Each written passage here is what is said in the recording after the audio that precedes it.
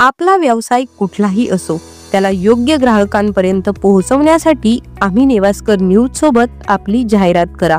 आपल्या व्यवसायाबद्दल अधिक लोकांपर्यंत माहिती पोहोचवण्यासाठी आम्ही देत आहोत तुम्हाला एक उत्तम पर्याय। आजच संपर्क करा आणि आपल्या व्यवसायाला एक नवीन उंचीवर नेऊन ठेवा। आम्ही नेवास्कर न्यूज, नेवास्करांच्या हक्काचं व्यासपीठ।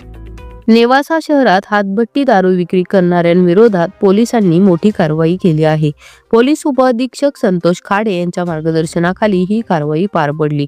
पोलिसांना मिळालेल्या गुप्त माहितीच्या आधारे नगरपंचायत चौकाजवळ एका हातगाडीतून गावठी हातभट्टीची दारू विक्री होत असल्याची खात्रीशीर माहिती मिळाली।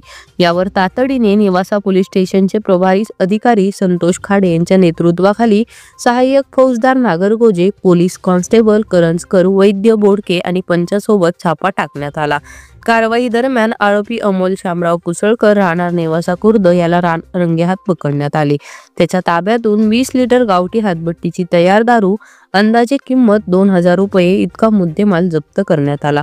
दरम्यान पंचनामा करून काही नमुने सील करून राखीव ठेवण्यात आले तर उर्वरित दारू जागीच नष्ट करण्यात आली। या प्रकरणी दारूबंदी कायदा कलम 65E अंतर्गत कायदेशीर फिर्याद दाखल करण्यात आली आहे। नेवासा पोलिसांची ही कारवाई तालुक्यात बेकायदेशीर दारू विक्रेत्यांना मोठा इशारा देणारी ठरली आहे। आम्ही नेवास्कर न्यूजसाठी प्रतिनिधी अभिषेक गाडेकर सोबत सौरभ मुनक, नेवासा।